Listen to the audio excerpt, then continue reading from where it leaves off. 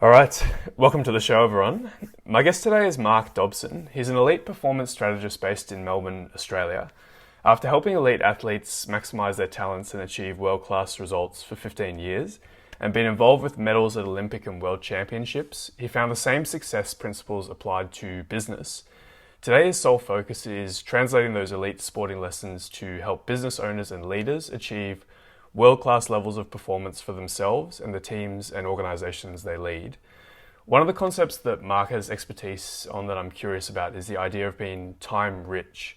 So I wanted to bring Mark on the show to do a deep dive on how people can manage their time for ambition, productivity, and lifestyle. So Mark, welcome to the show. Thanks, mate. I'm excited to dive into it. Where are we starting today? Well, I thought maybe we could start just briefly about a bit of your story and your background, just to give the audience a bit of context of who you are. So would you mind sharing a bit of your story? Well, yeah, there's different stages. Like I'm 46 now or something, which makes me cringe die inside a little bit.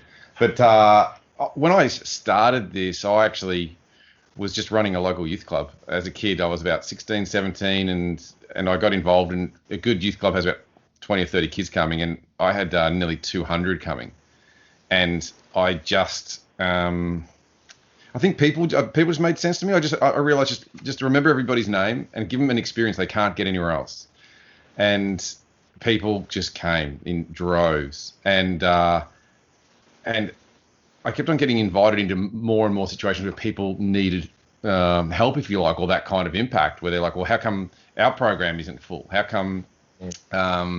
This kid you can control them, but we can't? And it became a journey of a lot of strategy. And then the more and more youth stuff I did, the more and more I got invited into for guidance. And eventually what happened, I actually advised a young kid on her swimming. Basically, she said, oh, I'm pretty fast, but I'm just not winning. And I had a bit of a chat with her, and she ended up breaking 5 world records over the next 6 or 7 weeks or something. And then her coaches started to call me, and then other coaches started to call me, and a skill set that I'd been developing with around the passion for helping teenagers and just really participating, just creating an awesome a contribution to people's lives, just having a lot of fun. Really, it was about fun for me. It grew into invitations to, as Henry Kissinger says, into bigger crisis. If you do well in life, you get invited to a bigger crisis, and I've been invited to a lot of crisis. But I think that at the guts of even today's topic, when I was 16, 17, even around that age, a bit later maybe, I was obsessed with the idea of only working 3 days a week. It never made sense to me that we would spend so much time doing stuff we don't like. And I remember traveling when I was about 21 through America on Amtrak trains, and with the girl I was dating at the time, and she said, when you get home, what are you going to do? And I said, well, I don't know, but I'm not getting out of bed for less than $100. And back then, which is 25 years ago or something, when you're a kid, $100 a day was a lot of money. You'd make $60 a day, maybe. Oh, I don't know. We were just kids. We had no income. And she just thought I was so arrogant. But I'd made a decision. I wasn't getting out of bed for less than $100. And I remember, and she said, so what if someone's going to pay you $50 for an hour? You're not going to do it. And I was like, nah, it's $100 to get out of bed. And that continued on until I was in Australia, and I was doing some jobs as I used to do outdoor ed stuff. That's where I started. And some guy said, oh, I need you for a program. How much do you charge a day? And everybody else charged like $75 a day or something. And I said, well, I'm $100 a day. And he just said, okay. and it happened. And I've just continued having that philosophy that I want to get a great return on my time. I want to do what I want to do with my time. And a big part of it is I want to live like a dog. A dog runs when it wants to run. It eats when it wants to eat. It sleeps when it wants to sleep. Hangs out with its friends when it wants to hang out with its friends. That's how a dog lives. And I think that is more human than having some of the rigid rules that we've got in our life at the moment. So that's the guts of the backstory, I guess. Yeah, I love that. Live like a dog. I've never heard it put that way before, so I love that. And yeah, so it sounds like, I guess, being productive and managing your time has been something that you've always put a high priority on, which I love, because it's not just about how much money you make or anything like that. It's about how much you enjoy your life and enjoy your time. So I totally get that. So I guess maybe at a higher level of time management, and then maybe we can dive into some more specific examples, but how do you think about time management in general for your life and for the people that you work with? I actually get quite a few of my clients through the years, or even friends, to stick a sign on their computer that says, "Are you being an effing idiot right now?" Yes, just ask the question, like, what are you doing this for? Like, do you need to be doing this? Could someone else be doing it? Do you enjoy doing it? How did you even get here? So when it comes to time management, we have to be careful that we're just not managing stuff we don't like. So people are very good at organizing their time. So I'll do this then and I'll do that. Like, it's like we organize the house and we never assess, do I really want that item in my house, or do I really even want to be dealing with that person? And then people will then enter into the dialogue, internal dialogue, or the beliefs of why they think they need to be doing that. And then we have to ask whether or not that is a real problem, or are we being lazy, or we never stop to assess it. So when we're looking at time management, the first thing I want to do is make sure that the things that we are managing are things that we want to engage in. Now, we live in a world where through technology, we have created an environment where we are all connected, except what we really have is a huge number of interruptions and a huge number of things yelled at us that we think we need to deal with. So, for example, in my life, I don't open my mail. It just piles up at the door. And once a month I used to open it before I got married. Now my wife, she likes to open it. I don't know why I don't. But just because somebody sends me something doesn't mean I have to open it. But then the dialogue in our head is, but what happens? What if there's something in there? I'm like, what could possibly be in there? It's just madness. And just because you ring me doesn't mean I need to answer. And just because you email me doesn't mean I need to email you back. And they go, but what, you might upset that person. You're like, well, do I value that person? I don't want to upset anybody. I don't want to be rude in any way. But I am selective. And just because you throw shit at me doesn't mean I have to manage it. Yeah, makes total sense. And I love that. And a good example of that is when I emailed you to do this podcast. I think it took you about 3 months to reply to that email, which I actually appreciated because it shows that you do value your time and you don't just kind of put yourself in reactive modes all the time. So I love that. And so it sounds like the first step is kind of assessing and then asking if you actually want this thing and potentially eliminating things that don't serve you and actually asking yourself that question, which I love. Yeah, well, yeah. So if we give you further, even more matured distinction there, the activities in your life will fit into 3 categories, I find. Especially if we look at professional life. They're either stimulus, means that they come at you and they provoke you in some way, and you have the choice to react to it, or you have the choice to somehow deflect it or create a boundary so it doesn't enter into your world. So the first thing is stimulus. That could be an email, that could be working in office and someone spins a chair and asks you a question right in the middle of while you're working on something. It can be pop-up messages, it can be conflict at work, it can be a phone call from your kid's school saying your child's sick. So there's stimulus. The other one is obligation. There's stuff that we need to get done. Now, if you look at when you email me about it's stimulus. I don't need to choose it. I didn't create it. So I'm measured about those things. Oh, there's a pop-up coming on. And so then and that's what actually drives me crazy. They keep updating my software and they keep giving me these features I just don't want, right? Pop-ups on the screen. I'm not interested in them. Yeah. So with it, you and I originally at stimulus, and then eventually when I choose, I look at it and I decide if I want to commit to it, and I say, okay, so then it becomes an obligation, which means I need to meet with you, which is great. And then we met a time, but if I had been late, the anxiety in me would have gone up. So for many people, their anxiety and their guilt goes up as they're doing other activities, but their obligation's not getting met. And they tend to just be just feeling sick inside because whether it be a university assignment or I feel like I should have contacted that client or I haven't paid those bills. And one day we just crack it. Like, that's it, I'm done. All right, and we lock ourselves away and we work. And we often work really late at night or really early in the morning thinking we really perform well then. But really there's just no stimulus then. So that's why we think we perform well then. And we are performing well, but that may not be actually how we could be at our best. And that's where I've helped a lot of people achieve some significant things on the world stage, is we're looking not at whether or not they're productive. We look at, are you being at your best? Is that really when you are phenomenal. And then the third stage would be things that what I consider drive activities. It's drive time. And that's stuff that will change tomorrow. When you do obligation, it doesn't change yesterday. It doesn't change tomorrow. It just means you repeat yesterday. So drive activity changes or builds the future. Or sometimes a drive activity, in my mind, is just something you're enjoying doing, and it creates space for that next idea to come in or for the relationships that you want. But it just feels really healthy. Yep. So I'd make those distinctions. I find that easier. Absolutely. So yeah, I love that. Stimulus, obligation, and drive. It makes total sense. And here's a question I've got, because we want to, I guess, maximize our time in the drive section of time. But from personal experience and from what a lot of people say is that they find it hard to stay in drive, and they do sort of tend to slip back into that obligation or stimulus response section. So have you observed that as well? And do you have any sort of thoughts about how people can spend more time in that drive category? You don't need to spend a lot of time there. So that's one of the myths. This is one of the things that people, there's all these myths around time that create a lot of pain and tension. So one of them is that we think that we should be productive all the time. And that creates guilt and anxiety. In my mind, we are really only productive about a third of the week.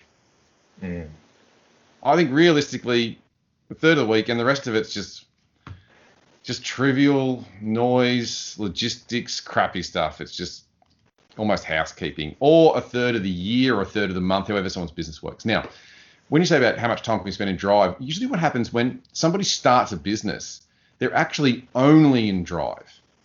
They're just doing everything to create this business. Now, what happens is they generate customers, and as a result, they now have obligations. Right. So now we're doing less drive time because we've got to meet our obligations, which is what we wanted. We wanted obligations that would pay us. And then as more and more obligations come in, then now there's more and more stimulus because we've got more and more things, variables that could come back and engage with us. Mm-hmm.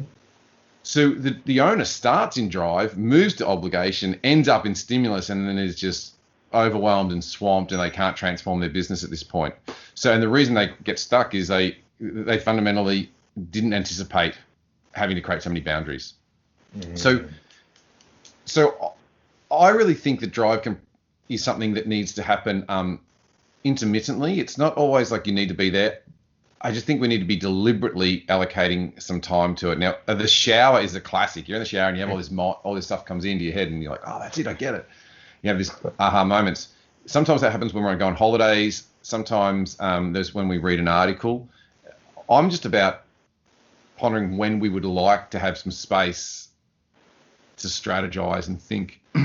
There's a good chance when people are listening to this, they're in the car driving or something, or out for a walk. It's probably drive time as they listen to this because they're just allowing for something new. So I'm not sure I've answered your question specifically, but that's where it would start about drive time.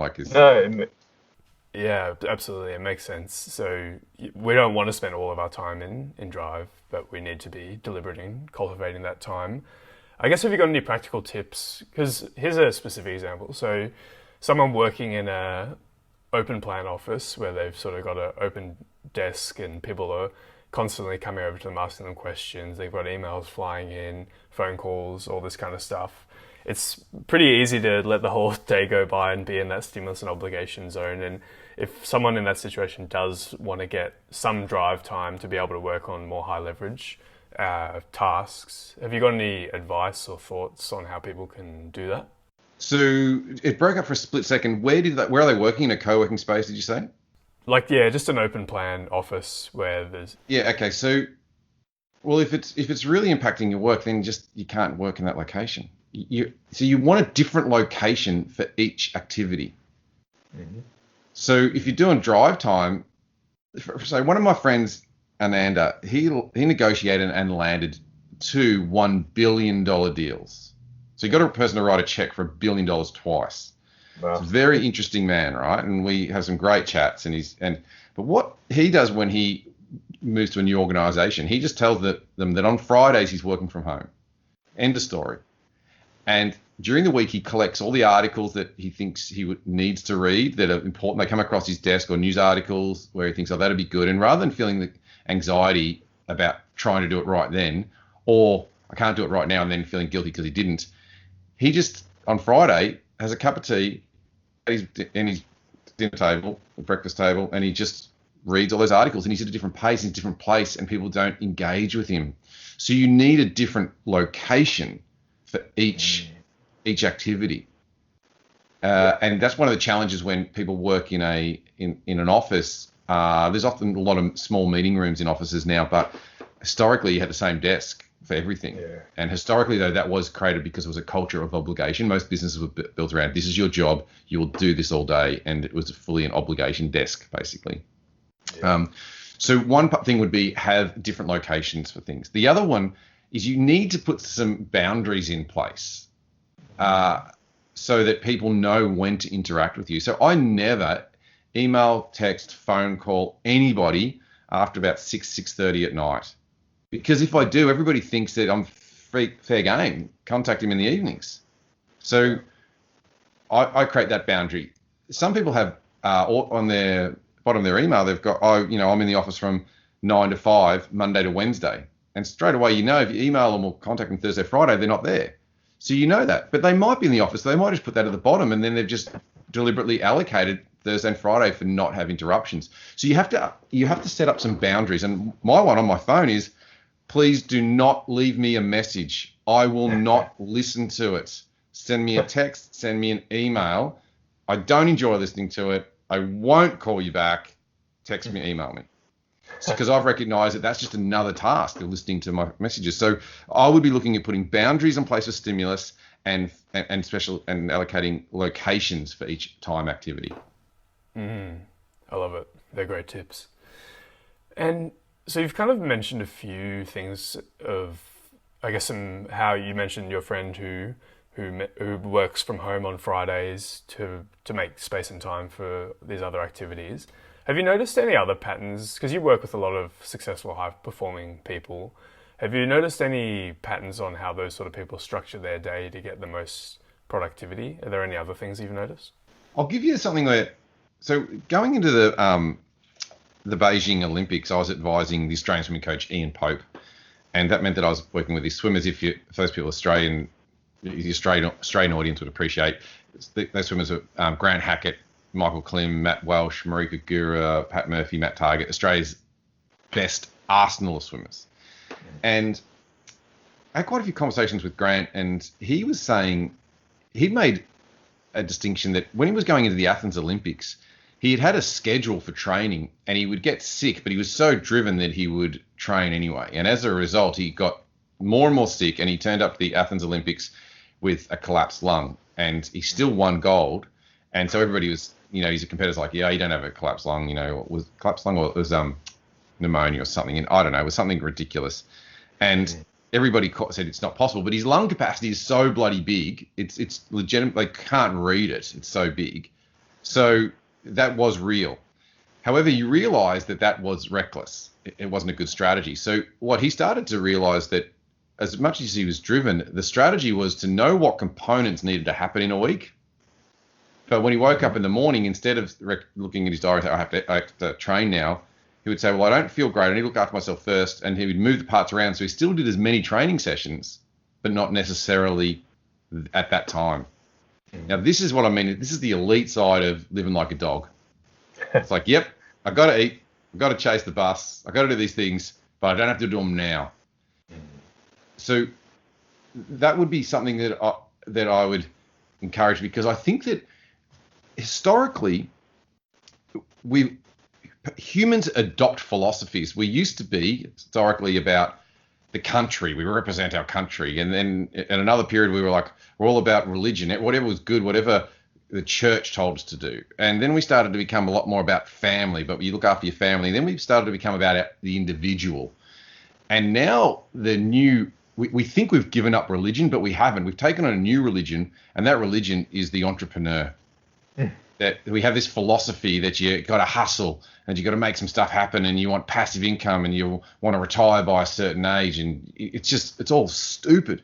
And as a result, one of the things we've adopted is this idea that you just have to go hard or go home, and you have to be productive all the time.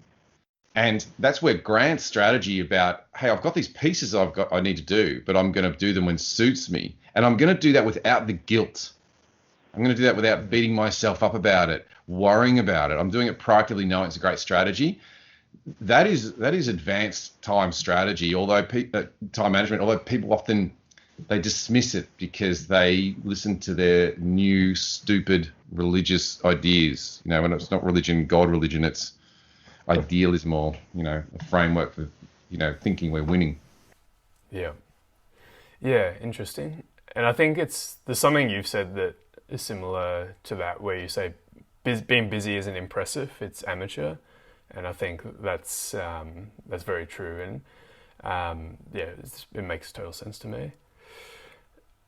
So here's a specific example that I'd be interested to get your thoughts on. So this podcast that I do, I probably spend about 6 to 8 hours per interview of work, because by the time you book someone, reach out to someone, make a time, do the actual interview, do all the post-production, take notes, upload it, share it, promote it, all that, it ends up being about 6 to 8 hours of work per interview. So that's something I'm looking to become a bit more efficient with, just in terms of streamlining that whole process and trying to get a bit more time back. So Yep. I was wondering if we could maybe just dive into that, Sure. and I'd be interested to hear your thoughts on how I can maybe do that. Love it. I agree. So the first question is, which are your favorite bits of the process and which bits are the bane of your life? They are the bit that slows everything down, that just shits you. Yep. All right. So the bits I love doing is the actual interview, and also the preparation, so the research and just compiling questions and topics and structuring the interview. The things that are the bane of my existence are editing the audio, doing all the sort of post-production and all the like uploading to the servers and all that kind of just operations side of thing, I guess. They really don't fulfill me. They just drain me. Yeah, right. And that's why a lot of people end up, well, there's a lot of reasons why people start a podcast and don't finish it. Not that I have any measure of that, because I've got podcasts where I only did 10 episodes, and I think that was deliberate. I think this is another thing, people think that you got to do it forever for it to be good. I've got a podcast I've done for mortgage brokers, and I think there's only like 5 or 6 episodes, and that's all I need. That resources them enough. I'm not trying to be best friends with them forever. So, what I've done in that situation, I've worked out what I like doing, and I like making an impact, but I don't necessarily like the longevity of some of these relationships. So for you, my thoughts are, then you said that you type up all the notes and everything. Why are you doing that? Why do you even think that's important? I think it's important because, first of all, to provide a summary of the interview that other people can refer to. And then the reason I do it, I guess, is just because it's the quickest way in the moment for me to just do it myself. So when you go and check out someone else's podcast, do you read the show notes? Only if I'm looking for something specific from that interview, not in general, no. See, it seems to me that Tim Ferriss is unfucking believable at doing show notes, so the rest of the world thinks we've got to do them too. See, I don't think, if you don't like them, you need to create something that you would fall in love with. So what the first question here is, which bits do you love? And if you love it, then keep it in your list. And if it's the bane of your life, you got to say, why am I here? Where did I get here? Why have I somehow chosen with my free time to do something that makes me miserable and is difficult? And usually it's because we think we should do it. But you don't need to. Mate, send out a message to your listeners and go, has anybody ever read any of my fucking show notes? Because there's a good chance they're not. Now, if you think there's a strategic value in them, because there'll be some people listening to this going, Mark, you don't understand. Well, you do the notes then, whoever you are listening. But, I'm talking right now to you. I'm like, well, like, if you don't enjoy it, then you need to adapt it or morph it or change it so you think there's more value than effort. At the moment, there's more effort than value. So that might be that you come up with your own funky little version for show notes, which is like, you know what, my show notes are 5 dot points. I do the Twitter version of show notes. Does that feel better? It would definitely be quicker, yeah. Right, okay. And so the fact that you're smiling, laughing means that, yeah, that resonates. Now that may not be an exact match for you. Yeah. And there may be other things where, from a value of making sure that you're found in search engines, that you need some keywords there. But then solve that problem, but don't invent a problem because you think you should. So that's what I'll be looking at. First thing is, what do you love doing? And then what's the stuff that is the bane of your life? And at the moment, my gut is, having done this a long time, is that when you've stepped into this world of podcasting, particularly, you've taken the classic template and you haven't made it your template yet.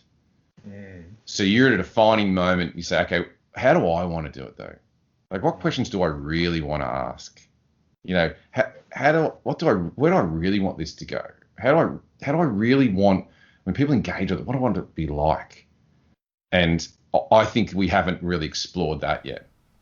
Yeah, absolutely. It's true. It's one of those things where I've kind of started it, and there's kind of ways that I've seen other people have done it, and then you kind of just do it because that's how it's been done without necessarily thinking it through. So that makes total sense. So, so the other one is, when it comes to the obligations, which is part of the process of uploading, in my experience, someone else does love that process. And we need to find them. But if we're going to advertise for a role, and right now you'll have another fundamental, can I afford to pay someone for that? But generally, the payment is actually not the issue. Finding the right person is really the issue.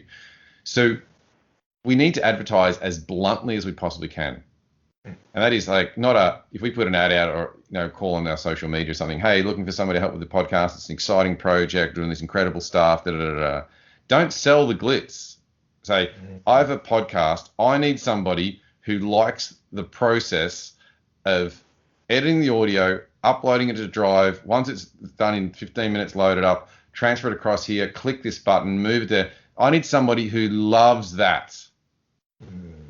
And the people there, and you think, but nobody would love that. You'd be shocked. One man's trash is another man's treasure. Because some people like being involved in it, or they like the process, but they don't like the responsibility or the conversation, or they don't even care about the content. So I would be, with obligation, the strategy of obligation is always, can I systemize it? And what the error that most leaders make is they try to systemize the thing that's actually their role, and the thing that they could really hand over, they end up trying to do themselves, because it's complicated for us mentally. So we find it really hard. We're like, it's too hard to delegate to someone else. Someone else would find it so easy. So it's very common for the leader to think the things that they delegate their own role, where they need creativity and ingenuity and genius, and they really should switch it around. Like, I'm kind of hacking that point, because it's a conversation for another day in a way. But does that connect with you at some level? Yeah, it's really interesting. I've never really thought about it that way.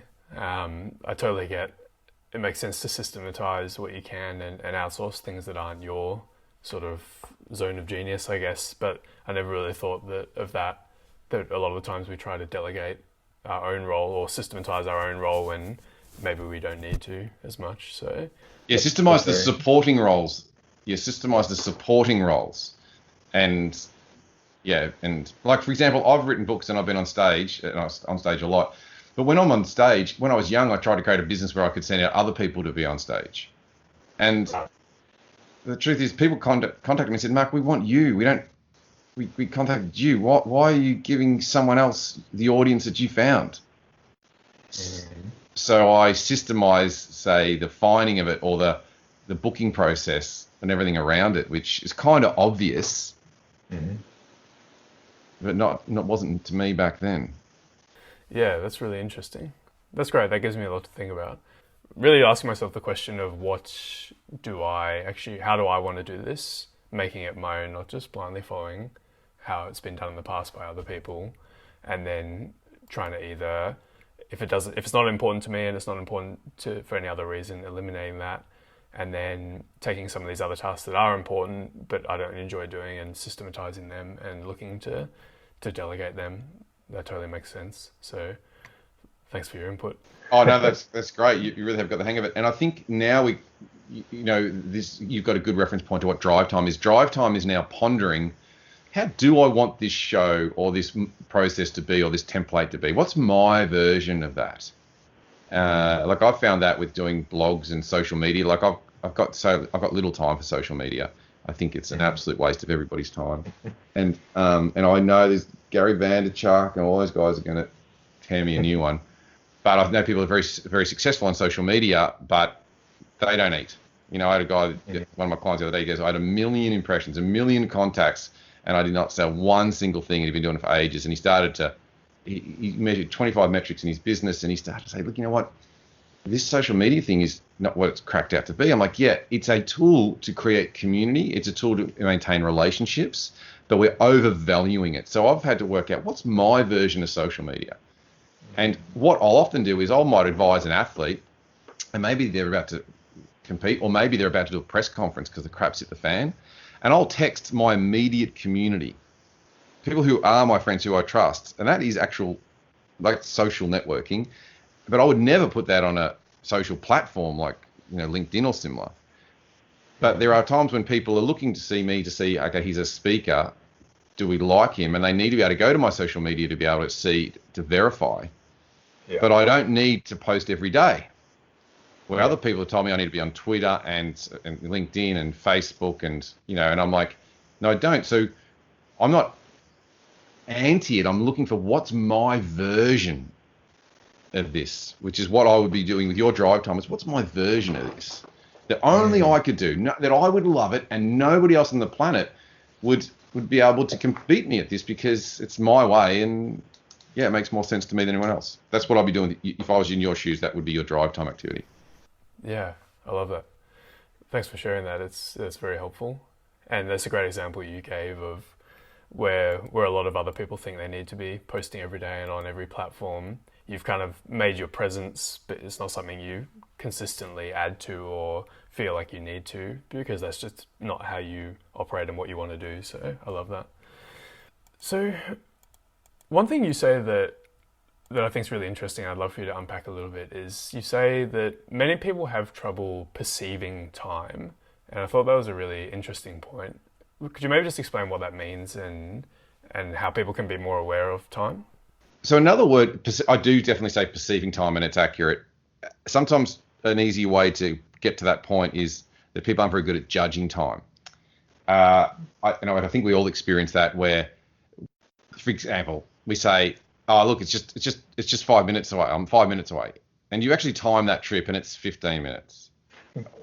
And they say, oh, look, it's not a big deal. Like it's 20 minutes there and it's not 20 minutes, or it's a 5-minute job and it's not a 5-minute job. It might be a simple job. It might be something you understand. It's not complicating. It's not daunting, but it's not 5 minutes. It's a 30-minute job, or it's an hour job, or it's multiple contact points over a couple of days. So that's an example where people can comprehend the idea that I don't judge time well, or I don't judge a task well. That being said, there are personality types, and it wouldn't really matter what personality indicator you use. Typically, a category or genre you get put into will have a sense of order. So there's always somebody who's got some sense of order. The people that generally move towards order do tend to structure their time differently, in that they tend to be able to recognize, I've got 15 minutes, then I'll do that task, and I've got an hour, then I can do that task, and I've got 20 minutes, then I can do that task.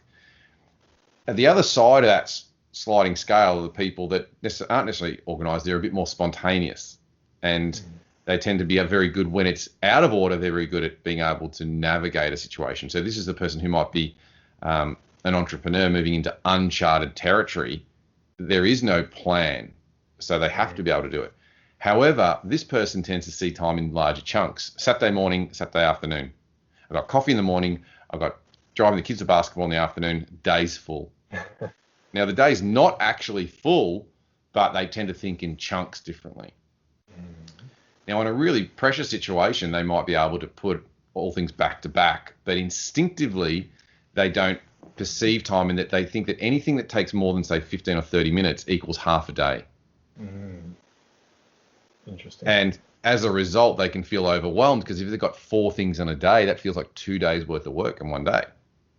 Yeah. Now, intellectually, we know better, but that is an obstacle for some people. Now, for other people, those that are a bit more organized, their obstacle is that because they take a 20-minute task and put it in a 20-minute box, if they've got a 40-minute task and they've only got 20 minutes, then they don't start.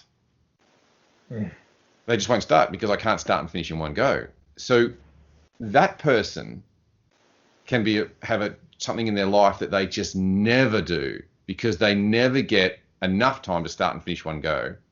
And they have the vulnerability of they're not able to break things into chunks. They're not able to say, well, maybe I could do this part and then this part later. Yeah. So I knew one lady, she was trying to paint her picket fence. And every time I spoke to her, she'd never painted it because she wanted to start and finish the entire painting of this picket fence in one go. Now, if you do that and she wants to sand it back and everything, that's 1 week she's looking for. She's got 3 kids and a job. No wonder she's not painting a fence. So once it was broken into pieces, but it was more possible. But the truth was it wasn't her instinct. So it took her a while to get that fence painted. Yeah, so, believe it. So that's what I mean about perceiving time. We don't even know that we're doing it. Yeah, that's really interesting. And I've been a victim of, I guess, that fallacy myself in the past, like where I've wanted to read a bunch of books, but I felt like I can't sit down and read it unless I can finish it in that one sitting. So you end up procrastinating it and never doing it because when are you going to actually find like 4 hours to sit down? And so now I'm a lot better at, I'm just going to read 10 pages today, 10 pages tomorrow, and kind of breaking it up. So yeah, it makes sense. And will you, if you're reading a book, will you finish it even if you don't like it? I used to, not so much anymore. I'm better at cutting my losses now. Right. Yes, great. So that is something you start to master. So next to my bed, I would have 10 books that are not finished. Yep. And I will probably never read them. So the way you and I may be opposites, which is like, but I recognize that when I love something, I tend to dive into it, but I'm okay with not finishing, therefore it not being a complete, say, 1 hour or a complete project. And that can sound mad to the people of the opposite, but it works. I function just fine, right? But the other thing is that, like, my wife is the opposite to me, so she's got a book and she doesn't like it, but she'll say, yeah, but I'm going to finish it because I feel better to have it in one complete part. So then that comes down to, okay, now we've got to manage our time, and now it was not about a book anymore. It's about project, or it's about Saturday afternoon, or it's about Wednesday morning meeting. So it might be a meeting with your team and you got 10 sales guys and they all come in and you're meant to have a meeting and you've allocated 1 hour and people arrive in 15 minutes late and you're like, well, shit, we can't really go through this today because it's going to take an hour and people aren't here. And now you're off your game because you can't break things down in chunks quickly. So that's where my job is. I customize the shit out of this for people, like at an insane level. That's cool. And yeah, it's really interesting just the way that different people perceive time in different ways. I think it was just a really fascinating point to discuss. So there was one other thing that you said that I thought was really interesting as well, when you said move away from to-do and towards themes. And I thought that was really powerful. So would you be able to unpack that a little bit? So you mean moving towards away from to-do lists? To-do lists. Yeah. So the reason I say that is that just like you offered a great podcast example before. Many times we have a to-do list and we never assessed why that thing got on our list. How did that come about? Did that come about because we feel like we should? Because there's some sort of idealism? It's a nice to have, but it's not really essential. That's why I move away from the to-do list, because the to-do list is this. It doesn't suggest any kind of assessment of a task. Just I need to do this. It's just it's mindless. The theme isn't necessarily the opposing side of that, but I use the theme model more, and I'd be curious where you heard me talk about this, but the theme model is usually more when I'm having somebody move towards a goal and they don't know what the goal is. I'm like, well, if you first live to a theme and then the decisions become clear underneath that. So the classic is the person who's going through a midlife crisis, or they've just had a major birthday, or it's the start of the year for any of us, and they say, right, this year's about yes, I'm going to say yes, or this year's about me, or this year's about adventure, or this year's about saving money, and that's their theme, and then they can make the decisions underneath it. So if I choose a theme, then I can decide what's on my to-do list and what's not relevant. So the theme becomes an easy decision-making process. And the reason we choose a theme is anytime you're stuck, you want to solve it by starting general, not specific. So if I'm lost in the city, I can analyze the situation so much I don't move. But if I'm lost, I just want to pick any direction and just try it. Or if I say you say I want to go on holiday, and I say where, and you go, I don't know, I just want to go on holiday. And we start very general. Say, do you want beach or do you want snow? And you're like, well, I don't know, like. Beach. And so we start general. We don't know if that's going to be down the local, Rosebud, if we're going to know it's going to be in Thailand or the Bahamas, but we start general. So the theme allows us to start general and work out the specifics later. A to-do list tends to start with specifics and has us dive into details without actually necessarily assessing whether or not they fit, where they fit into our life. Yeah, that makes total sense.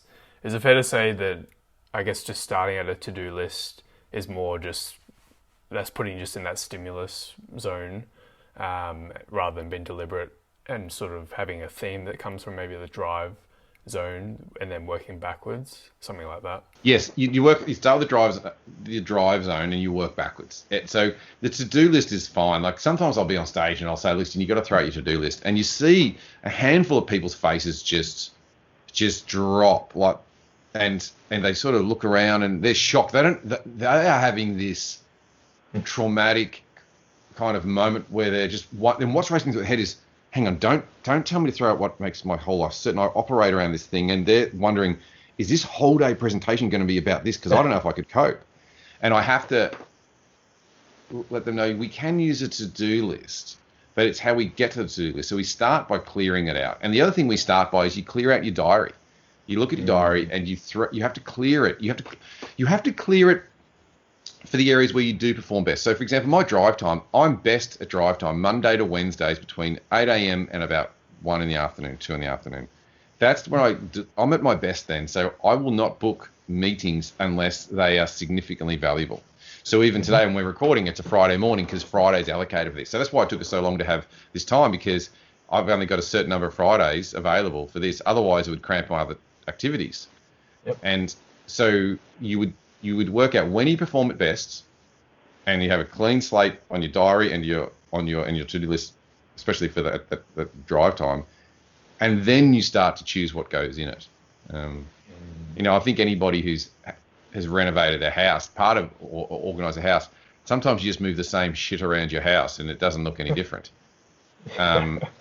But if you sold everything and threw it all out and started again, only a handful of things would come back into the house. But nobody ever really goes to the trouble of taking every single thing out of the house.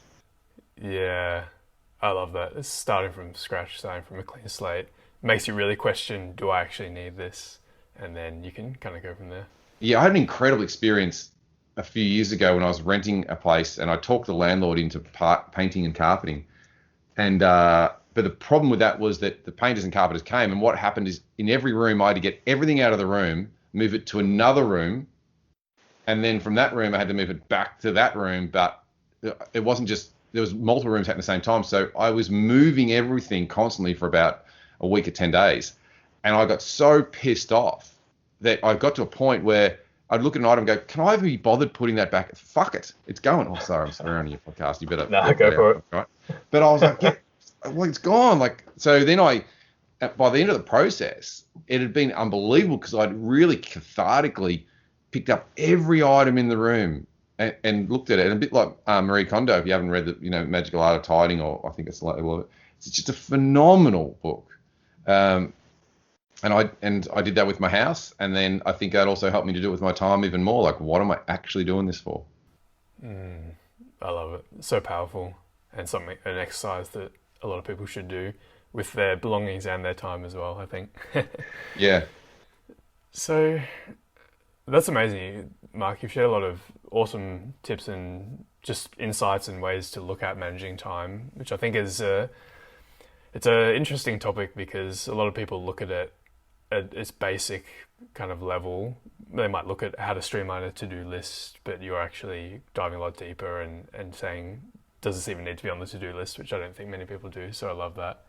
But is there anything I haven't asked you about time management or anything you just really want to make sure that you do share before we close out the interview here? When we do any task, we're just trying to enjoy our life. And we see advertisements on television, we see magazines and people's idealism on social media. And if I just point out to somebody, like if you buy that car, you won't be happier. And they go, yeah, I know. And I say, you say that all those images don't affect you about the ideal body. And you go, no, I see it, but it doesn't affect me. I know that's not how I'm ever going to look. I accept that. But what people miss is that all of those, the consistency amongst all that stimulus is it's suggesting that in the future, life will be better. It says, if you get this car, it'll be better. Wouldn't it be amazing if you bought that house? Once you build your business, it's going to be great. Once you've read that book, your life will be better. When you're finally married with kids, it'll be amazing. When you're in a relationship, everything suggests that life will be better in the future. That's what people are missing. That's what they've missed, and they don't even know that they're getting brainwashed into this idea that the future is better. And if the future is better, then I'm driven towards it, and I'm just going to ignore the moment. When we're talking about time, what I'm passionate about is people enjoying their life today, right now. And if if there's one book you're going to read, it should be Eckhart Tolle's The Power of Now, and it's a little bit tedious for some, but just even if you read the first 20 pages or something, it's the obsession with the future is where our misery comes from. And even if you had a perfectly productive day, you didn't enjoy it because you are only doing it for tomorrow. When you get to tomorrow, you're doing it for tomorrow again. So I'm passionate about people enjoying their life. And time, show me your diary and I'll show you your life. And if you don't like the activities in it, then you're not enjoying your life. And the illusion is that tomorrow is going to be way better in the future. Sometimes there's some sort of utopia and it's done and you can relax.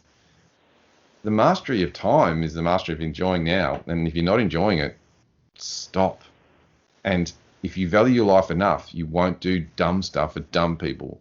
And you'll master your internal dialogue that will say, well, I'm going to stop berating myself over this. I'm going to stop guilting myself and shooting myself. I'm just going to participate and enjoy my life. That's a difficult thing to do. And if anybody wants an activity to practice it, go to the movies on your own in the middle of a workday and listen to your internal dialogue. You'll have this insane chatter with yourself about, I don't really need, even right now when people heard that idea, you've started the chatter.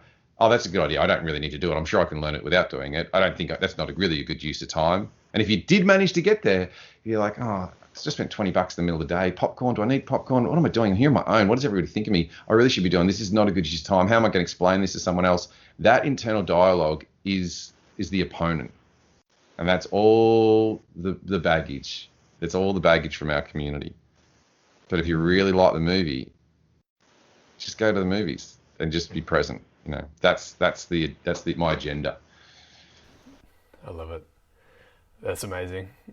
And what's next for you, Mark? What are you working on currently at the moment? How's your diary looking? My diary is awesome because my wife and I are pregnant, so I'm in our first child in about a month, which is Congratulations. My whole diary is going to go upside down. I've had more freedom than I've ever wanted. I've had so much freedom in my life, and now I may be restricted. The thing is that what I'm actually doing, though, is I have a business club where I advise. I don't coach people anymore because, a handful, but I don't particularly enjoy it. I'm happy to make the impact, but I found the better way to make the impact is really smart people like to bounce ideas off other smart people. They also need somebody like myself who's got a particularly educated framework for developing talent. So what I've got is I've built a business club where I've built a community of 100 leaders that all come together for all sorts of events. And so when you say what's next, that I I'm building this community because I believe we all miss community and we all perform better inside community. And so it's called the 1 to 10 Business Club. How do you get to your first milestone in business? Not going to be how do you got to your 10th. And so what I'm really doing is, now that I've got, there's about 30 to 40 in the business club, but in the community is 100. My next question is, now what am I going to do with them? I've got 100 leaders that'll take a phone call with me from any time, and they're happy to either engage me or accept my guidance. I'm working on what the project's going to be. What could we all do together? That's pretty cool. Wow, that's powerful. You could do some amazing things, I'm sure. Possibly, I just don't know what it is, because it's like, and I'm sure I'll get some emails and someone will come and give me some advice. But I'm just listening. I'm just listening. What do I really care about? And sometimes it's not to be solved. Maybe the question's wrong. Maybe it's already happening. So, but I enjoy that community a lot. That's great. Last question is just, what's the best way for people to connect with you, Mark, if they want to say thanks for coming on, or if they want to check out some of the stuff you're up to? What's the best way? So they can go to the webpage, the easiest way, which is my nickname, Dobbo, dobbo.com.au. And if you use, I think if you don't put the .au, I think you end up in a steel company in Poland. I heard that. And it's a nickname because a very wealthy man said to me once, "What's your webpage address?" And I gave him the company name at the time. And he said, "That's stupid. It should be Dobbo. It should be Dobbo because it's your nickname. Everybody remembers Dobbo.com.au." And I said, "That's so arrogant, though. I can't do that." And he said, "Well, I've got $200 million. How much money do you have?" I was like, okay, yeah, all right, I'll change it to my nickname. And look, and there's lots of courses there, and you can email me. I'm not always going to email you back, but there's lots of courses, and you're welcome to be involved in our community. There's about 35 events a year, and they're really special, and they're just a bit out of the box. So that's the easiest way, I think. Cool. All right, everyone, well, make sure you go check out Dobbo's website, the great URL, and try and avoid the steel company, wherever that was. But yeah, thank you so much, Mark. This was a really fascinating conversation. I really appreciate you coming on. It was great to pick your brains and get some really actionable advice from you that I think will help a lot of people. So thank you very much for your time. Mate, pleasure. I hope you have fun taking over the world. I look forward to seeing your updated model of the podcast. Sounds great. I'll keep you updated on that. So thanks again. See ya. Hey everyone, thank you so much for listening to this interview with Mark. Really hope you got a lot of value from it. He offered a lot of actionable advice that I'm sure will help a lot of people. So if you enjoyed the interview, got a real quick favor to ask. If you use Apple Podcasts, can you go into the app and leave this show a rating and a review? That really helps me out in ranking the show better, helping more people discover it and discover the content so that they can improve their lives. And if you don't use Apple Podcasts, you can still help me out. You can take a screenshot of yourself listening to this show, post it to Instagram stories and tag me in that. And if you do either one of those two things, I would really appreciate it. And I hope you have a great day.